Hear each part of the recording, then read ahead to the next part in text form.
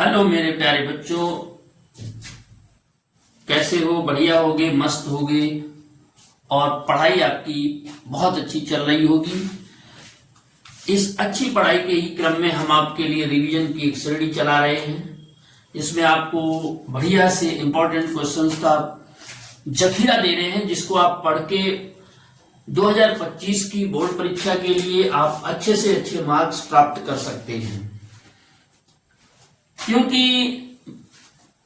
ये समय बहुत इंपॉर्टेंट है, इस समय परीक्षा बहुत जोरों शोरों से है और जो भी बच्चे इस दरमियान 20-25 दिन का समय है, इसमें जो अपने आप को इसमें लगा देंगे, खपा देंगे, तो वही इस पूरी साल की मेहनत को 2 गुना 3 गुना प्राप्त कर बढ़ा के अपने आप को बहुत अच्छा मार्क्स प्राप्त कर सकते हैं। आज हम आपके लिए लेके आए हैं गॉस की प्रमेय और उसके फ्लक्स का पूरा संपूर्ण पार्ट का डेरिवेशन। इसमें बेटा बहुत ज्यादा डिटेल में नहीं जाएंगे, हम आपकी परीक्षा की तैयारी की दृष्टि ही आपको कुछ बताने वाले हैं। इसमें बहुत इंपॉर्टेंट क्वेश्चंस हैं जिसको आपको अवश्य पढ़ना चाहिए। आइए ज्यादा बात न करते हुए सीधा पॉइंट पे चलते हैं। बेटा पहली हेडिंग हमारी जो बहुत इंपॉर्टेंट है वो है वैद्युत फ्लक्स। वैद्युत फ्लक्स कि वैद्युत फ्लक्स क्या है? तो बेटा वैद्युत फ्लक्स बहुत ही अच्छा क्वेश्चन है आपके प्रश्न 2 नंबर के प्रश्न के लिए। क्या होता है? गॉस की प्रमेय जो वैद्युत फ्लक्स है वो ये कहता है कि एक बंद पृष्ठ है, एक बंद पृष्ठ ले लिया और इस बंद पृष्ठ को कहां रखा है? वैद्युत क्षेत्र में। और वैद्युत क्षेत्र में रखने से यह पता करना है कि इससे बल रेखाएं कितनी गुजर रही हैं, क्योंकि वैद्युत क्षेत्र का मतलब है बल रेखाएं बताना। तो ये जो है वो बल रेखाएं शो कर रहे हैं। ये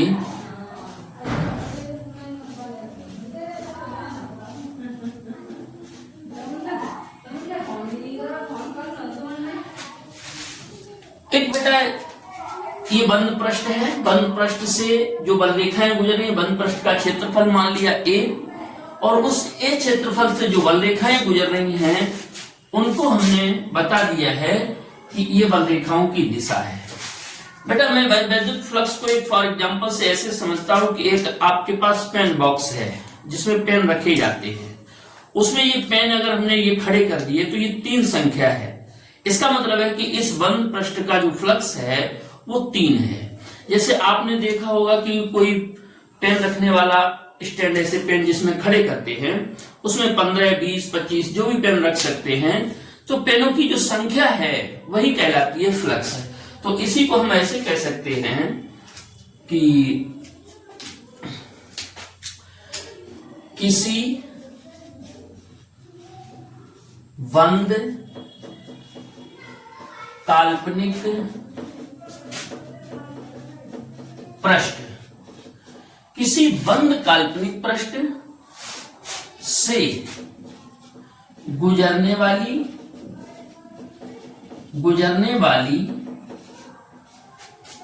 अविलंबवत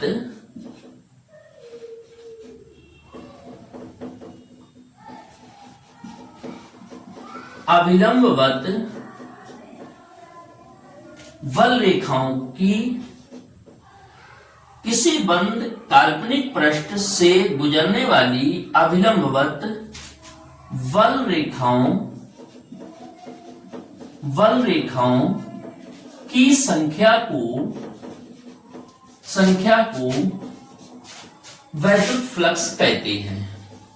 वैद्युत फ्लक्स कहते हैं। यह एक अदिश राशि है। बेटा जिसमें भी संख्या बताई जाती है, संख्या एक अदिश राशि है, तो यह एक अदिश राशि है। इसे फाई से प्रदर्शित करते हैं। इसे फाई से प्रदर्शित करते हैं। अब बेटा फाई से जब प्रदर्शित करते हैं, अब यहाँ जो बल रेखाएं हैं वो निकल रही हैं इस तरीके से अभिलंबवत। ठीक एक ऐसे समझ लीजिएगा कि ये हमारा क्षेत्र हो गया, इससे ये बल रेखाएं निकल रही हैं इस तरीके से, ये बल रेखाएं निकल रही हैं। अब हम ये चाहते हैं कि बल रेखाओं को ऐसा अगर तिरछा कर दिया जाए क्षेत्र से इस तरीके से, तो इस तरीके से करने का मतलब ये हुआ कि हमने एक और पृष्ठ ले लिया इस तरीके से और बिल्कुल सेम ऐसी ही बल रेखाओं को ऐसे गुजार दिया इस तरीके से। और बेटा जो बल रेखाओं की दिशा है यानी थीटा का मान निकालना, मेन जो थीटा है वो ये आपका शो कर रहा है इस दिशा से, ये वाला थीटा है, इस कोण से ये मुड़ गई। तो सूत्र इसका हो जाएगा, सूत्र इसका हो जाएगा फाई बराबर vector E dot vector A. इसी को अगर हम जैसे आपने कक्षा 11 में सूत्र पढ़ा है vector A dot vector B बराबर ए बी कॉस थीटा, तो बेटा जब इसकी बात आएगी तो इसको फार्मूले को जब हम खोल देंगे तो फाई बराबर बन जाएगा हमारा ई ए कॉस थीटा, इसे हम लिख दिए। अब बेटा यहां से हम आपको एक क्वेश्चन ये भी बता देते हैं, फ्लक्स का मात्रक, फ्लक्स का मात्रक, इसके दो मात्रक हैं। ऑब्जेक्टिव में भी कभी कभी पूछ देते हैं कि ये वाला मात्रक इसमें से कौन सा मात्रक होगा। तो वैद्युत क्षेत्र की तीव्रता का पहला मात्रक है, सूत्र तो मैंने पहले लिख दिया, सूत्र फाई बराबर ई ए। अब ई का मात्रक होता है न्यूटन प्रति कूलम, न्यूटन प्रति कूलम इनटू क्षेत्रफल का मात्रक है मीटर स्क्वायर, तो ये हो गया न्यूटन इनटू मीटर स्क्वायर प्रति कूलम, प्रति कूलम। अब बेटा इसी का वैद्युत क्षेत्र की तीव्रता का ये तो फर्स्ट मात्रक हो गया। सेकंड मात्रक क्या है, इसका मात्रक होता है वोल्ट, वोल्ट प्रति मीटर और क्षेत्रफल का मीटर स्क्वायर होता है। 1 मीटर से मीटर कट जाएगा तब ये कहलाएगा वोल्ट इनटू मीटर। दो आपके पास सूत्र हो गए हैं, एक हो गया है ये वाला इसका मात्रक ऑब्जेक्टिव क्वेश्चन के हिसाब से, और एक मात्रक हो गया है ये वाला आपका। ठीक है, इसमें कंडीशन ये हो जाती है कि यदि थीटा इज इक्वल टू हो जाएगा 0 डिग्री, तो फाई इज इक्वल टू ई ए कहलाएगा, क्योंकि cos 0 इज इक्वल टू 1 होता है, cos 0 इज इक्वल टू 1 होता है। और यदि theta is equal to 90 degree है तो cos 90 इज इक्वल टू 0 होता है, तो फाई इज इक्वल टू 0 हो जाएगा। तो ये आपकी कंडीशन रही। थीटा इज इक्वल टू अगर 180 डिग्री है तो cos 180 का मान होता है माइनस का 1, तो cos ये फाई इज इक्वल टू हो जाएगा ई ए cos 180। और बेटा मान रख देंगे, इसे हमने फाई 1 मान लिया, इसे फाई 2 मान लिया, तो ये हो जाएगा माइनस का ई ए, माइनस का ई ए। तो 180 डिग्री इतना ही रखते हैं। ठीक है, तो उम्मीद करते हैं बेटा फ्लक्स के लिए आपको ये समझ में आया होगा। आइए चलते हैं हम दूसरे प्रश्न की ओर, गॉस की प्रमेय। तो गॉस की प्रमेय को समझा रहे हैं। गॉस की प्रमेय में बेटा सबसे पहले तो आपको ये जानना चाहिए कि गॉस की प्रमेय आखिर लागू कहां होती है, किसमें हम गॉस की प्रमेय लागू करेंगे। तो आपको सबसे पहले तो ये ध्यान देना है कि गॉस की प्रमेय कैसे पृष्ठों में लागू होती।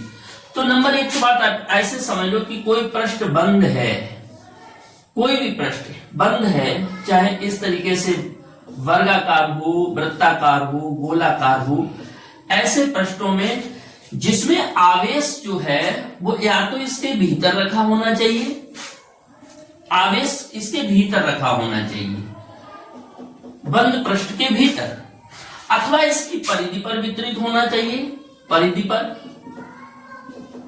परिधि पर वितरित होना चाहिए।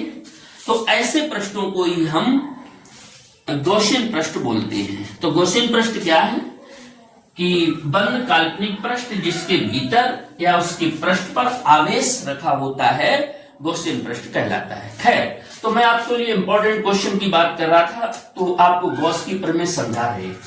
इसमें बेटा ये समझ लीजिए, मैंने आपको एक गॉसियन पृष्ठ ले लिया, गॉसियन पृष्ठ यानी एक गोला ले लिया, ये इसका केंद्र हो गया है O, और जहां पर हमने प्लस क्यू आवेश रख दिया है, प्लस क्यू आवेश रख दिया है।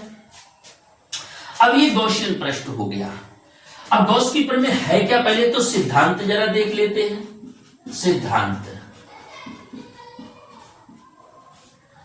सिद्धांत क्या है, सुनो।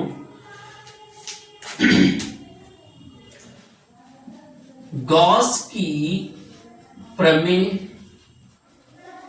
के अनुसार,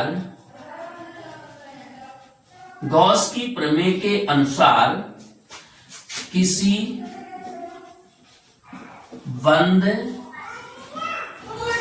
काल्पनिक पृष्ठ से गुजरने वाला कुल वैद्युत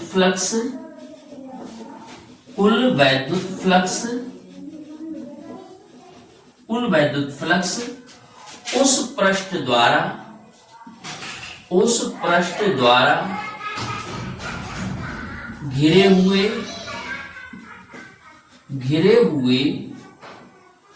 कुल आवेश का, ये आवेश जो इस पृष्ठ से घिरा हुआ, कुल आवेश का 1/ε0।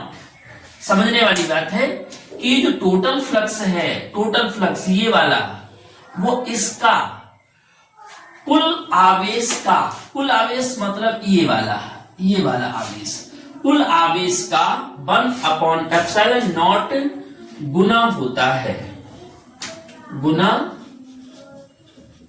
होता है, यानी फाई इज इक्वल टू, इसी को बेटा ऐसे लिख देते, क्लोज इंटीग्रेशन E.dA बराबर 1 यानी Q/ε0। ये बेटा इसका स्टेटमेंट हो गया सिद्धांत में। इसे हमें प्रूव करना है कि कुल फ्लक्स का मतलब है, इसको थोड़ा रफली आइडिया में थोड़ा समझ लेना कि ये एक बंद पृष्ठ है, यहाँ Q आवेश रखा है, Q आवेश, तो यहां से ये बल रेखाएं निकलेंगी, तो बल रेखाएं कितनी निकलेंगी ये इस बात पर निर्भर करता है कि उसके भीतर आवेश कितना रखा हुआ है। तो बेटा मैंने Q आवेश यहाँ पे रख दिया। अब हम टोटल तो लेते नहीं है, पहले क्या करते हैं, मैंने इस संपूर्ण पृष्ठ का एक छोटा सा खंड कट कर लिया, संपूर्ण खंड का, यानी इस पूरे गोले का एक छोटा सा टुकड़ा ले लिया, जिसको हमने यूं कट कर दिया, ऐसे बता दिया, और ये वाला क्षेत्र हो गया जिसको हम लोग घनकोण बोलते हैं, डी ओमेगा। क्या मान लिया, डी ओमेगा। और इस अल्पांश खंड पर एक बिंदु है, इस अल्पांश खंड पर बेटा एक बिंदु है जिसे हमने नाम दे दिया P, और इस बिंदु O से P तक की जो दूरी है वो है R।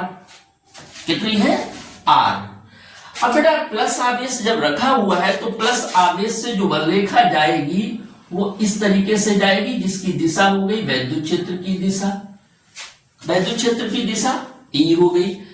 और जो क्षेत्रफल है ये पूरा, ये वाला हिस्सा, ये, तो इसका भी क्षेत्रफल सदिश इस दिशा में कार्य कर रहा है, वेक्टर डीए वेक्टर। तब बेटा हमें सबसे पहले ये पता करना है कि प्लस क्यू आवेश के कारण वैद्युत क्षेत्र की तीव्रता क्या होगी। तो बेटा मैं यहाँ पे आपको ये बता रहा हूं कि उपपत्ति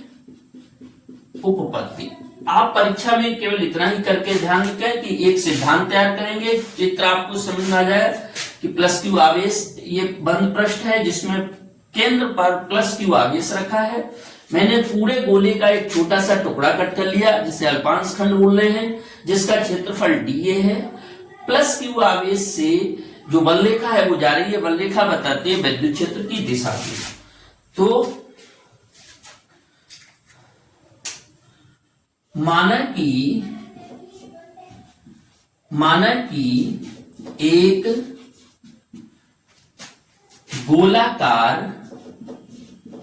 गोलाकार गॉसियन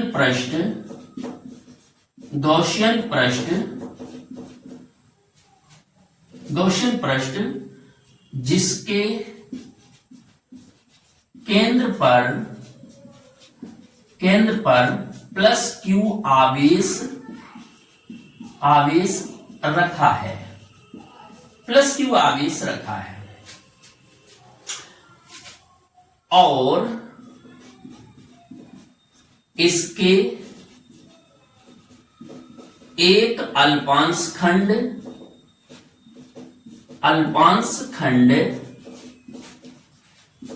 का क्षेत्रफल, बेटा मैंने इसे हाईलाइट कर दिया कि ये क्षेत्रफल हो गया है dA, और क्षेत्रफल dA है, और बिंदु P पर वैद्युत क्षेत्र E है। अगर मैं सदिश रूप में लिखूं तो ये वेक्टर ही लिख दिया और इस पर भी वेक्टर फॉर्म लगा दिया। बेटा सबसे पहले तो हम ये जानना चाहते हैं कि तीव्रता क्या है, तो आप यहां पे हम लोग ऐसे भी करते हैं, पहले लिख देते हैं दो खंड कर लिए यहां से, प्लस Q आवेश के कारण बिंदु P पर तीव्रता मीन्स वैद्युत क्षेत्र की तीव्रता। तो E बराबर 1/4 पाई एप्सिलॉन नॉट Q बटे R²। ये पहले चैप्टर में था, बिंदु एक जगह पे आवेश रखा है और दूसरे बिंदु पे तीव्रता पूछी गई है, तो E की वैल्यू हमने निकाल ली। अब हमें ये पता करना कि इस छोटे से अल्पांश खंड का फ्लक्स क्या होगा, तब मैंने लिख दिया अल्पांश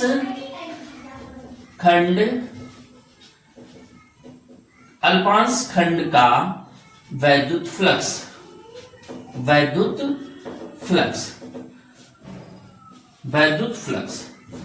तो छोटे से खंड का है बेटा, तो छोटे खंड का जब क्षेत्रफल d है तो मैंने इसे मान लिया d फाई बराबर EDA। जब EDA है वेक्टर फॉर्म में ऐसे, तो इसको हमने जब फार्मूला खोला तो हो गया EDA cos थीटा। अब बेटा हमें ये तो छोटे से टुकड़े का है, तो कह देंगे संपूर्ण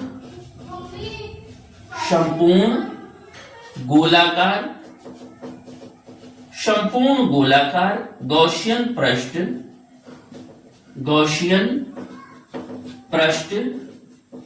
से गुजरने वाला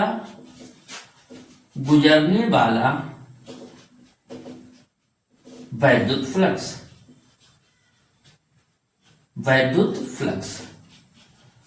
अब बेटा चूंकि फ्लक्स हमें टोटल गोले का निकालना है, तो टोटल गोले के लिए हमने क्या किया, फाई इज इक्वल टू, इसको हम लिखते हैं क्लोज इंटीग्रेशन का मतलब है बंद पृष्ठ का समाकल, डी फाई। अब क्लोज इंटीग्रेशन डी फाई की वैल्यू हमारे पास है EDA cos थीटा। चूंकि वेक्टर E व DA की दिशा एक ही है, वेक्टर E और वेक्टर DA की दिशा एक ही है, अतः थीटा इज इक्वल टू 0 होगा और तब cos 0 इज इक्वल टू 1 होगा, cos 0 इज इक्वल टू 1 हो जाएगा। और 1 होने पे हम इसके कॉस को हटा देंगे।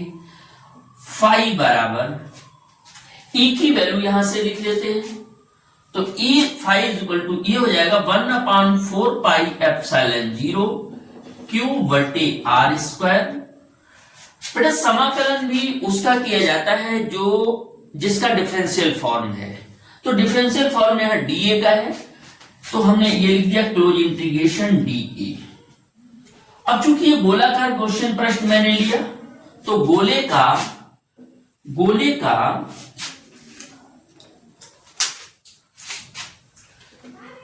चूंकि क्लोज इंटीग्रेशन डी ए बराबर 4 पाई आर स्क्वायर गोले का पृष्ठीय क्षेत्रफल, तो बेटा यहां पे जब वैल्यू लिखेंगे तो क्या हो जाएगा हमारा phi is equal to 1/4 pi epsilon 0 cube बटे R square into 4 pi R square. 4 pi से 4 पाई कैंसिल हो जाएगा, आर स्क्वायर से आर स्क्वायर बचेगा हमारे पास phi is equal to cube बटे एप्सिलॉन 0। तो इसे हमने क्लोज कर दिया है। ये हमारा यही गॉस की प्रमेय है, यही गॉस की प्रमेय है।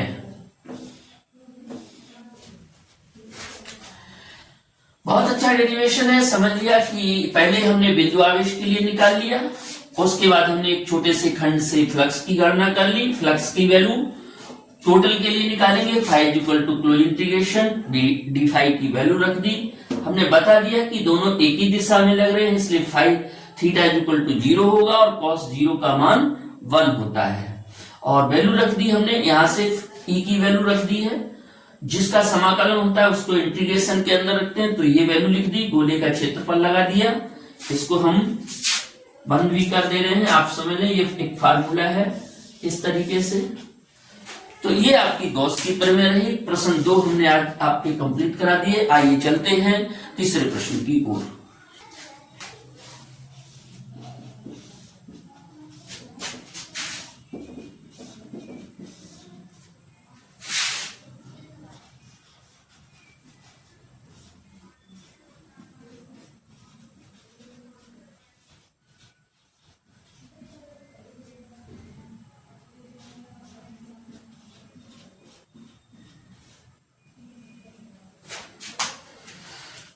बेटा मैं आपके लिए लेके आया हूं अनंत लंबाई के एक समान रूप से आवेशित लंबे सीधे तार के कारण विद्युत क्षेत्र की तीव्रता, गॉस की प्रमेय और एक ये डेरिवेशन, और इसके बाद जो हम आपको कराने जा रहे हैं, इन 3 प्रश्नों से आप 100% लिख के रख लीजिए।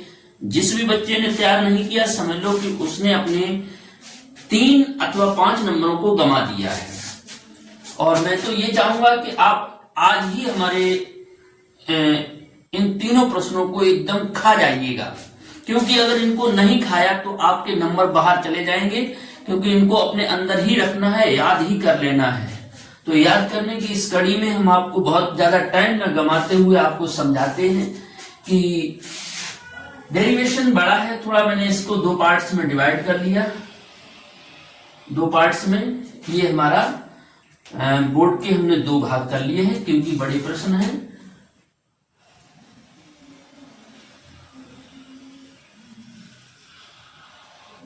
ओके, तो जैसा कि हमने आपको बताया कि डेरिवेशन है अनंत लंबाई का तार, तो बेटा मैंने एक तार ले लिया।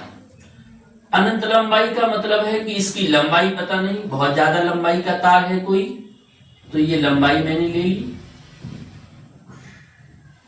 बहुत ज्यादा लंबाई का तार मीन्स अनंत, पता नहीं सिरे बहुत लंबा तार है, मैं उसकी लंबाई की गणना नहीं कर रहा हूं क्योंकि इसमें कुछ लंबाई।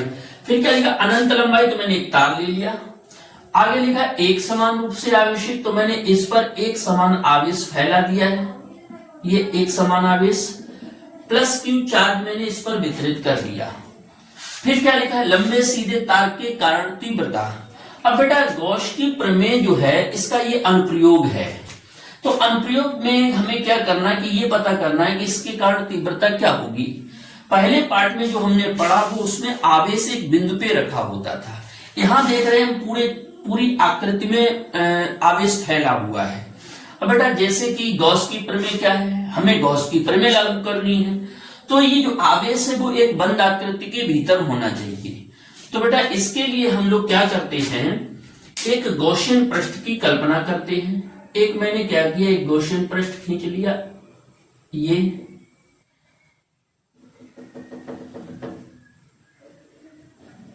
एक गॉसियन पृष्ठ हो गया। ये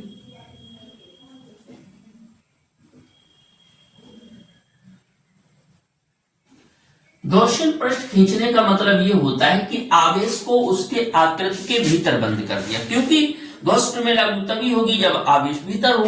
तो मैंने एक बेलनाकार, क्योंकि तार की जो शेप होती है वो बेलनाकार है, तो मैंने भी एक बेलनाकार गॉसियन पृष्ठ की कल्पना कर ली है कि एक बेलनाकार गॉसियन पृष्ठ है। लिख देता हूं कि ये गॉसियन पृष्ठ है, गॉसियन पृष्ठ, गॉसियन पृष्ठ। अब ये कह रहा है कि तीव्रता निकालनी है, तो यहां तो बहुत सारा आवेश फैला हुआ है।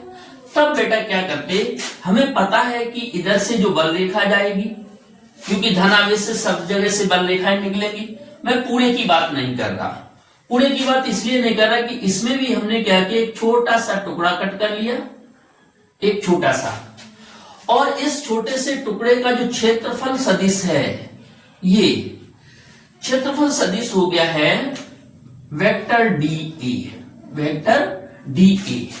और बेटा ये जो दूरी है ये वाली, ये दूरी है स्मॉल आर।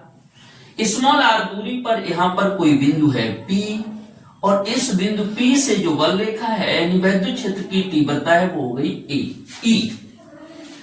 अब हम पहले तो ये पता कर लें कि इस छोटे से खंड से कितना फ्लक्स निकला। जो छोटे से खंड से निकलेगा फिर हम पूरे बेलनाकार गॉसियन पृष्ठ से निकाल लेंगे, और जो आएगा उसमें गॉस की प्रमेय लागू कर देंगे। तो थोड़ा भैया थ्योरी देख लो बेटा जल्दी से, तो बहुत लंबी थ्योरी ना लिखते हुए क्या लिख देते, माना कि एक अनंत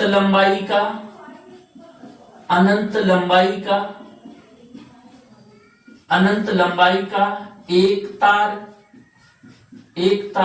जिस पर प्लस क्यू आवेश ये देखो फैला हुआ है या वितरित है तार के निकट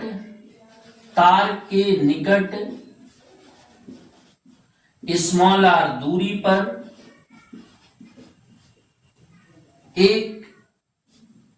एक बिंदु P है जहां वैद्युत क्षेत्र की तीव्रता E ज्ञात करनी है। बेटा मुझे वैद्युत क्षेत्र की तीव्रता ज्ञात करनी है तार से कुछ दूरी पर। अब इसके लिए हम क्या करते हैं, इसके लिए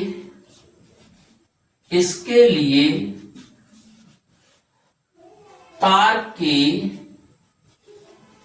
चारों ओर एक बेलनाकार गॉसियन पृष्ठ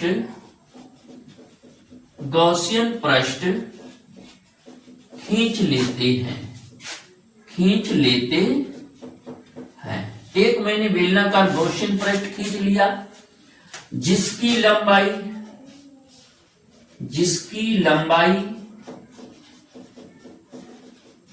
स्मॉल l है। ये वाली लंबाई मैंने बेलनाकार गॉसियन पृष्ठ की लंबाई को ले लिया, लंबाई l है, और इसके एक अल्पांश खंड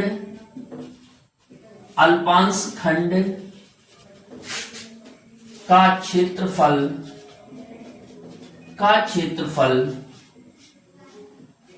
dA है। एक छोटा सा टुकड़ा जिसका क्षेत्रफल कितना है, dA है। अब बेटा सबसे पहले तो हमने ये आपको बताया कि पहले गॉस की प्रमेय के जितने भी डेरिवेशन उसमें सूक्ष्म खंड के लिए बात की जाती है।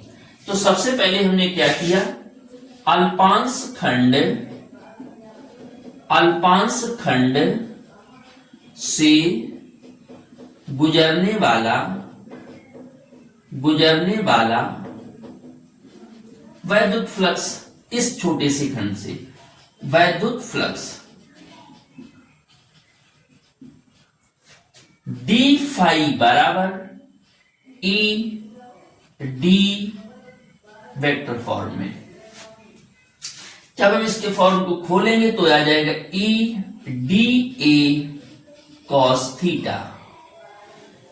फिर भी यहां पे भी मेंशन कर देते कि चूंकि वेक्टर E व वेक्टर dA एक ही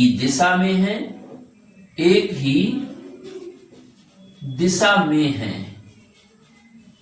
अतः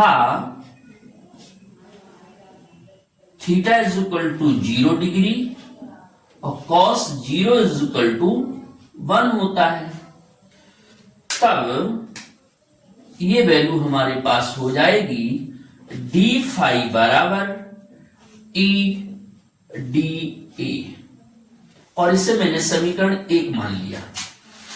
अब बेटा छोटे से खंड का निकला, अब मैं इस पूरे से बेलनाकार के लिए निकाल रहे हैं, तब हम लिख देते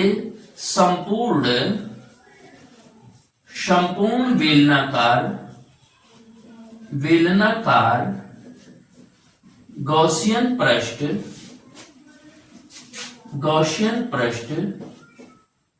संपूर्ण बेलनाकार गॉसियन पृष्ठ से गुजरने वाला फ्लक्स। बेटा फ्लक्स लिख दें या वैद्युत फ्लक्स, बात एक ही है क्योंकि वैद्युत का पार्ट पढ़ रहे हैं। तो ये हम टोटल के लिए जब बात करेंगे तब हमारे पास आ जाएगा phi is equal to close integration D phi, और डी फाई की वैल्यू हमारे पास हो गई है close integration E D A. Phi is equal to E को मैंने बाहर कर दिया, क्लोज इंटीग्रेशन डी ए। अब बेटा बेलन का है पृष्ठीय क्षेत्रफल,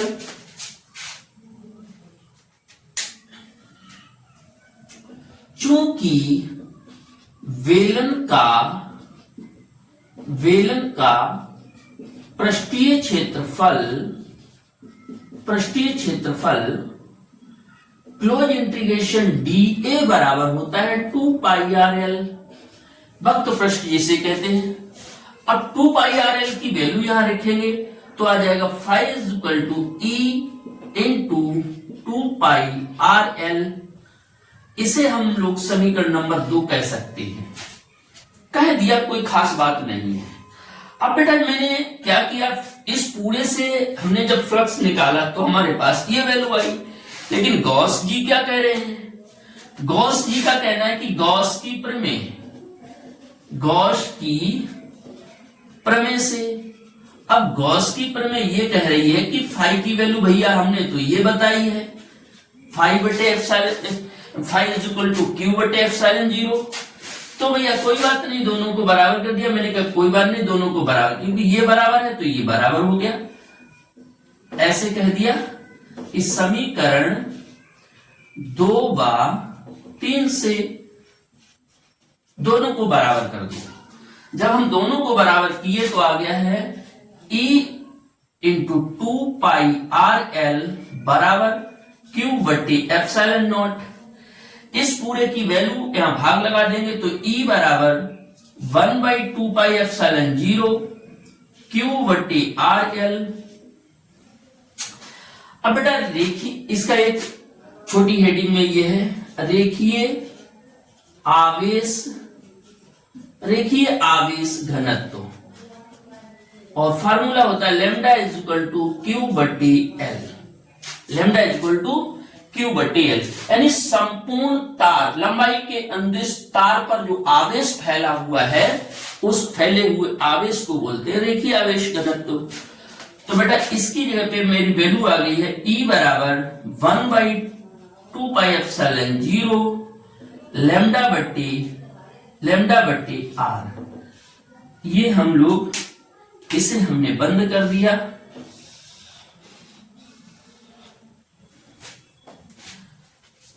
ये हमारा बेलनाकार जो तार है, एक समान रूप से आवेशित तार है, उसके कारण विद्युत क्षेत्र की तीव्रता का सूत्र आ गया है। बहुत इंपॉर्टेंट डेरिवेशन, इसको नहीं पढ़ा समझ लो कि परीक्षा में ये और इसके अगला और गॉस की प्रमेय कोई ना कोई तो आता ही है 100%, क्योंकि गॉस की प्रमेय का मार्क डिस्ट्रीब्यूशन जब है इस सिलेबस के हिसाब से तो ये 3 नंबर का तो पार्ट है ही, तो उसमें आने वाले क्वेश्चंस यही 3-4 क्वेश्चन हैं जिनको 100% पढ़ना चाहिए। धन्यवाद।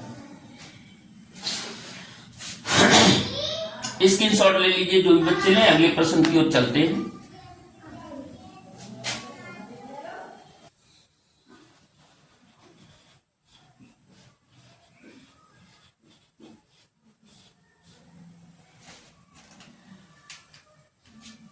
तो बच्चों हम आपके इस चैप्टर के अंतिम और सबसे महत्वपूर्ण प्रश्न से मिलवा रहे हैं। ये है हमारा अनंत विस्तार की एक समतल चादर, अनंत विस्तार की एक समान रूप से आवेशित, अनंत विस्तार की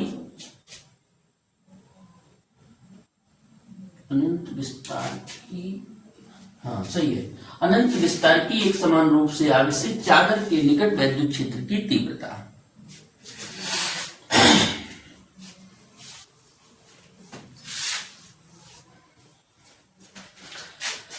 चलिए बच्चों अब हम आपको अंतिम प्रश्न से मिलवाते हैं। इस पाठ का बहुत ही अच्छा सुंदर प्रश्न है जो 2025 की परीक्षा की दृष्टि बहुत महत्वपूर्ण है।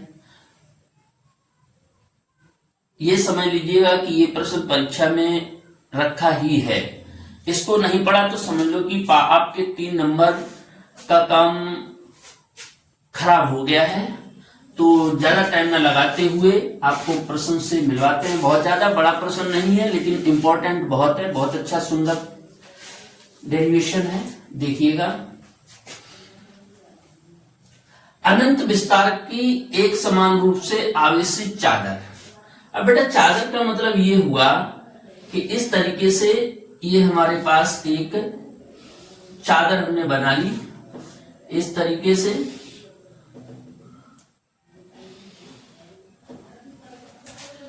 और चादर पर एक समान आवेश फैला हुआ है इस तरीके से,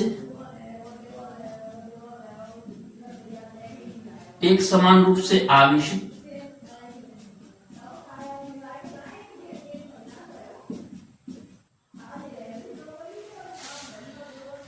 अब बच्चों मैं आपको एक एग्जांपल के साथ आपके इस सवाल को समझा रहे हैं कि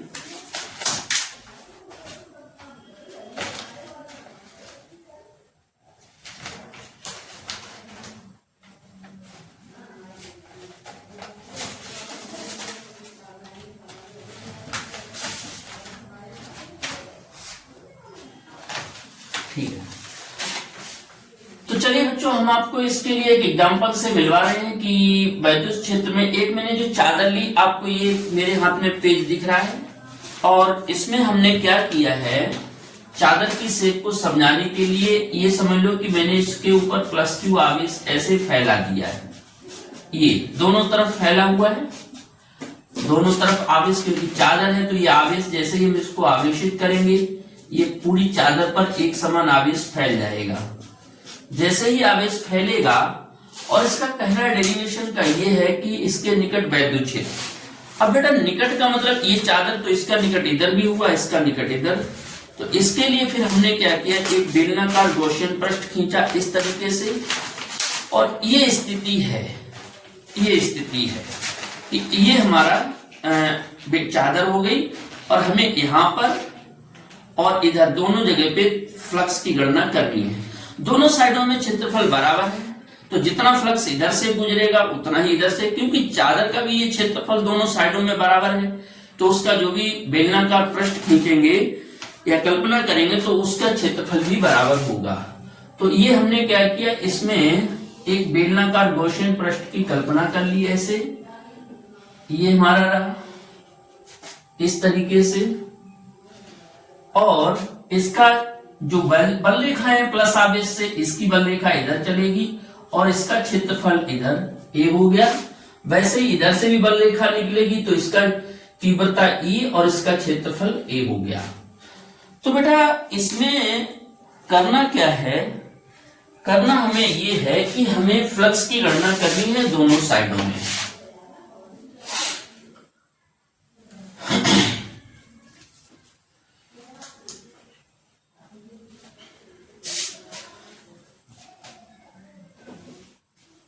बच्चों अब हम आपको एक तीसरे प्रश्न से मिलवा रहे हैं, तीसरे क्या बल्कि इस चैप्टर के सबसे महत्वपूर्ण प्रश्न से, कि अनंत विस्तार की एक चादर है जिसके निकट हमें तीव्रता निकालनी है। मैंने यहाँ पर एक चादर का स्ट्रक्चर बना लिया है कि एक चादर है और इस चादर के निकट का मतलब ये हो गया कि इस चादर से एक बिंदु इधर है और एक इधर। इसके लिए हमने ऐसे एक चादर, ऐसे बेलनाकार पृष्ठ की कल्पना कर ली और ये हमारा जो पृष्ठ है ये दोनों तरफ से आवेशित कर दिया मैंने, प्लस आवेश दे दिया है, प्लस आवेश दे दिया और ऐसे ये रखा हुआ है। तो हमें तीव्रता यहां से भी निकालनी है और यहां से भी निकालनी है, दोनों साइडों से।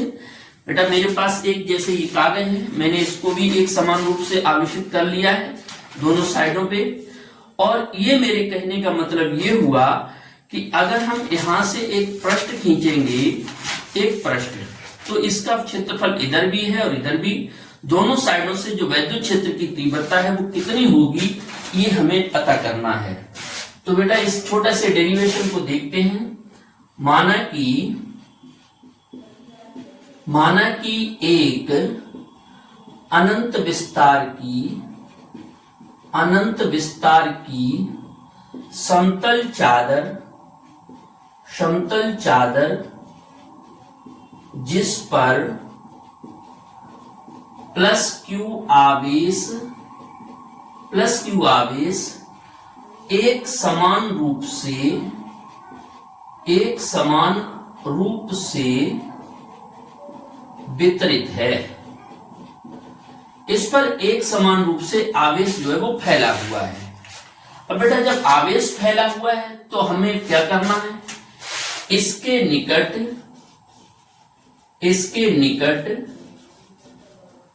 वैद्युत क्षेत्र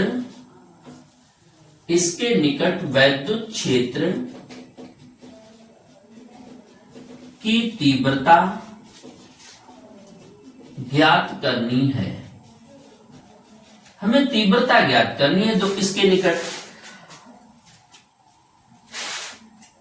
इसके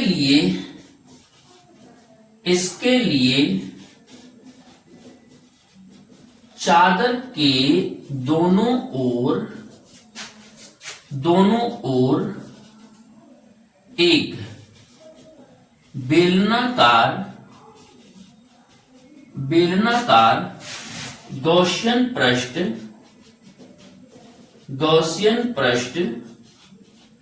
खींचते हैं।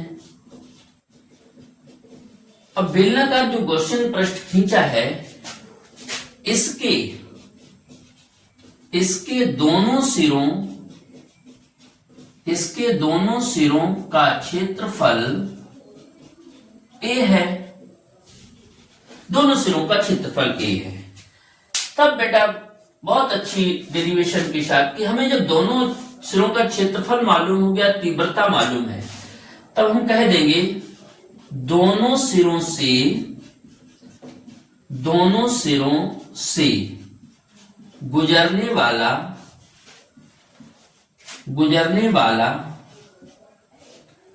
कुल वैद्युत फ्लक्स